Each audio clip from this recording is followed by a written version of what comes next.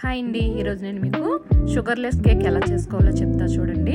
దీనికి ఒక బౌల్ తీసుకుని దానిలోని ఒక కప్పుతో నేను ఓట్స్ తీసుకున్నానండి.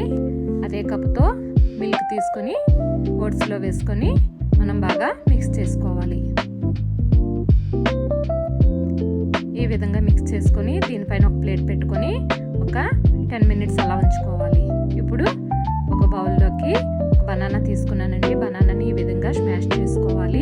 ఈ విధంగా స్మాష్ చేసుకున్న తర్వాత మనం పాలు ఓట్స్ కలుపుకున్నాం కదండి, ఆ మిశ్రమంలోని ఈ బనానాను వేసుకొని డేట్స్ అండి 5 to 6 డేట్స్ తీసుకొని చిన్న చిన్న ముక్కలుగా కట్ చేసుకొని పెట్టుకొని కలుపుకొని మూత పెట్టి పక్కన పెట్టి ఉంచుకోవాలి. 5 మినిట్స్ తర్వాత మూత తీసుకొని దీనిలోని 5 టేబుల్ స్పూన్స్కి ఆయిల్ వేసుకోవాలి. అలాగే 2 టేబుల్ స్పూన్ మిల్క్ పౌడర్ వేసుకోవాలి. 1 స్పూన్ కోకో పౌడర్ వేసుకోవాలి. 1/2 table spoon baking powder, 1/2 table spoon baking soda వేసుకొని మొత్తం అంతటిని కూడా బాగా మిక్స్ చేసుకోవాలి. ఈ విధంగా మిక్స్ చేసుకున్న తర్వాత దీనిలోని యాలక్కాయ పౌడర్ అండి కొద్దిగా వేసుకొని మరొకసారి బాగా మిక్స్ చేసుకోవాలి. ఈ కన్సిస్టెన్సీ వస్తే సరిపోతుందండి. కొద్ది తిక్కగా కానీ ఉంటే మీరు 3 to 4 టేబుల్ స్పూన్స్ పాలు వేసుకొని కలుపుకోవచ్చు. ఇప్పుడు నేను కేక్ మౌల్డ్కి నెయ్యి రాసుకున్నానండి. దానిలోని ఈ విధంగా బ్యాటర్ని వేసుకొని ట్యాప్ చేసుకోవాలి.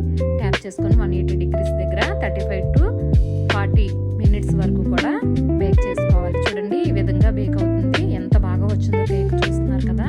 ఇప్పుడు నేను ఈ కేక్ని మీకు కట్ చేసి చూపిస్తా చూడండి. చాలా సాఫ్ట్గా చాలా బాగా వచ్చిందండి.